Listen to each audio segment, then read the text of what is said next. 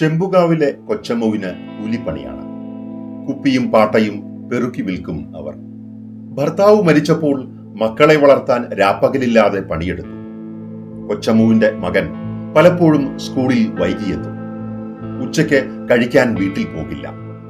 Class കഴിയും മുൻപ് ടീച്ചറോട് ചോദിച്ച് എങ്ങോട്ടോ ഓടിപ്പോകുന്നത് കാണാം. കറുത്തു മെലിഞ്ഞൊരു പയ്യൻ. പഠിക്കാൻ ഒട്ടും മിടുക്കനല്ല. അവൻ പട്ടിണി കിടന്നു.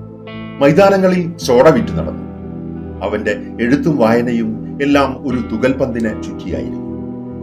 തിളച്ചുമറിഞ്ഞ് ഉറച്ചുപോയ അനുഭവങ്ങളുടെ മൂശ. തോൽക്കാൻ മനസ്സില്ലാത്ത അവന്റെ പേരായിരുന്നു വിജയൻ. അയനിവളപ്പിൽ മണി വിജയൻ, അയ്യം വിജയൻ.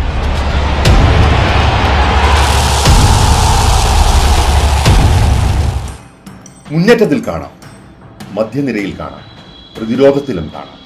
മൈതാനങ്ങളിൽ മൂന്നായി കാണുന്ന വിജയൻ.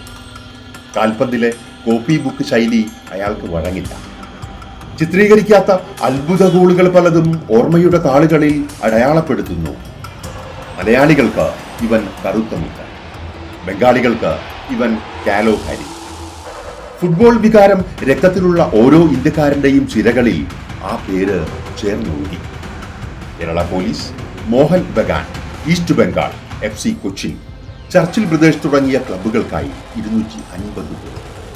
ഇന്ത്യൻ ജേഴ്സിയിൽ 79 മത്സരം, 40 ഗോൾ. 3 തവണ രാജ്യത്തെ മികച്ച ഫുട്ബോൾ താരം.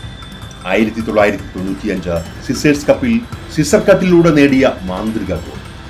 99 സാഫ് ഗെയിംസിൽ ഭൂട്ടാനെതിരെ 12ാം സെക്കൻഡിൽ നേടിയ അതിവേഗ ഗോൾ. 99 പാകിസ്ഥാന് എതിരെ നേടിയ ഹാട്രിക്. 2003 ആഫ്രോ ഏഷ്യൻ ഗെയിംസിൽ 4 ഗോളുകളുമായി ടോപ്പ് സ്കോറർ. 2000 മുതൽ 2004 വരെ ഇന്ത്യൻ ടീം നായകൻ. അയ്യം വിജയൻ എന്ന ഇതിഹാസമുണ്ടാക്കിയ ആരവങ്ങളുടെ അല ഒടുങ്ങുന്നില്ല. കേരള പോലീസിൽ തുടങ്ങിയ വിജയന്റെ ജൈത്രയാത്ര. കളിക്കളത്തിൽ നിന്ന് നേരത്തെ മടങ്ങിയ വിജയൻ പോലീസ് കുപ്പായവും അഴിക്കുകയാണ്. 18ാം വയസ്സിൽ അണിഞ്ഞ കാക്കി കുപ്പായം മലപ്പുറം MSP ഡെപ്യൂട്ടി കമാൻഡറായി അഴിച്ചുവെക്കുകയാണ് വിജയൻ.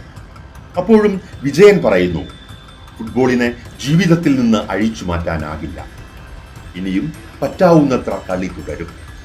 വരും കാലത്തെ കളി പഠിപ്പിക്കും. സ്റ്റോറി